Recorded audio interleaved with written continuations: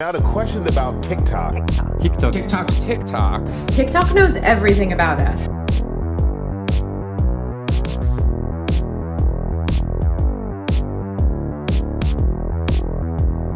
One night as I was laying in bed, I came across this video. So apparently photos are dead and reels are the only thing that gets seen.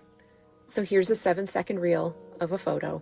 I think this video perfectly summarizes the sad state of photography at present. As photographers, we have access to the best gear we ever have. Not only do we have fantastic new digital cameras with insane amounts of dynamic range, I like to shoot old film cameras, but we also have cameras on our cell phones that are in our pockets, which leads to an unprecedented amount of photos being uploaded to the internet each day. And despite all this amazing gear and these fantastic photos that are being uploaded, we're seeing the collective interest in photography worldwide generally plummet. Well, there was an article back in 2018 that was sort of a canary in the coal mine, so to speak. But anyway, in this article, it asked whether or not we had reached peak photography. It stated that each day, 350 million photos were uploaded to Facebook and another 52 million more were uploaded to Instagram. And that's each day. Both your 7-year-old and your 90-year-old grandma both have access to an iPhone that's capable of delivering fantastic image quality. TikTok, the app that has taken the West by storm in the past few years, was actually created back in 2016. And for the past few years, and especially during the pandemic, everyone in the West decided we'd rather like TikTok. And it's easy to see why. From recipes to bikinis to Liver King to Lamborghinis, an innumerable amount of dances and just general weirdness took over. TikTok boomed and boomed and boomed.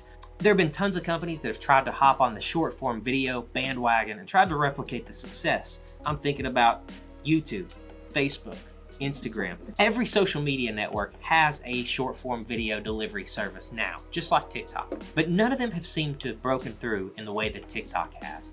Most of what you find on those apps are regurgitated TikTok content. But I know what you're thinking. Isaac, how does this relate to photography? Just hold on, we're getting there. This short form video content that originated on TikTok is highly engaging, and I would almost dare say addicting. And in fact, there are studies now starting to leak out that show just that. So how is TikTok destroying photography? It's actually the dovetailing of the two issues that's causing such a problem. One, the ubiquitousness of great quality photography, and two, the threat that this high quality, really engaging short form video presents. And as we continue through the video, I'm gonna refer to all of those short form video content delivery services, Facebook video, Instagram Reels, and TikTok. I'm just gonna call them TikTok. Because this short form video content is so new, there haven't been a ton of studies done on the subject, but there was a really interesting study done in Denmark from 2013 to 2016 that concerned the effects of Instagram on attention span. The study lays out that in 2013, a hashtag stayed on top of an Instagram topic for 17.9 hours on average. But in 2016, that had dropped all the way down to 11.9 hours. So in that short of time span, there had already been a perceptible drop in attention spans from heavy users of Instagram. Fast forward to today, where we're not just looking at pictures on Instagram, but we're looking at this all the time. I'm just gonna ask the question, have any of you guys tried going back to someone's photo grid on Instagram in a while and looking at it?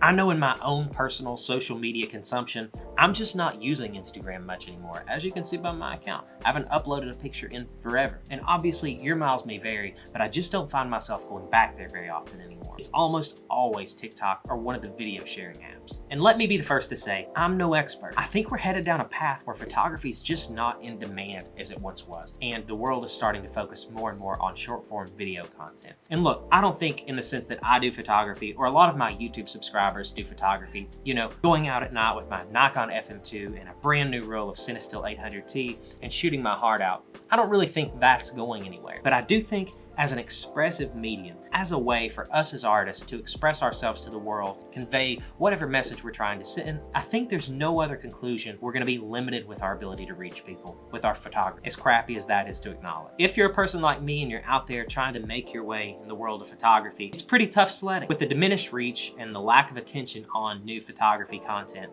it's really difficult. Growing a real following for photography content is very difficult. So the question is then, what do we do about it?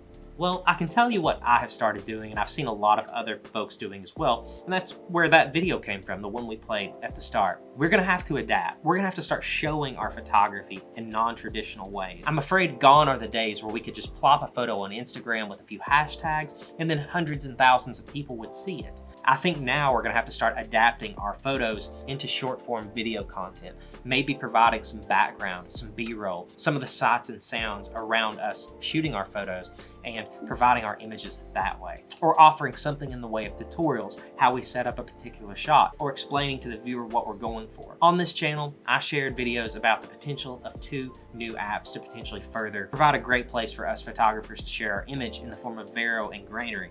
I'm afraid that's just not gonna be enough. I think going forward, if we wanna reach the most amount of people possible, we're gonna have to adapt the world of short form video content and the infrastructure that's in place to share content on those services. But at the end of the day, it's not about how many folks we reach with our photography. And if nothing else, at the end of the day, we can take a step back and realize that even if we're not able to reach tons of people with our photography like we maybe once could have on Instagram, that at least we're still enjoying getting out with our cameras and creating great work, even if it's only for ourselves. But let me know in the comments where you think photography is going. Are we gonna have a need for photography in 10, 20, 30 years from now?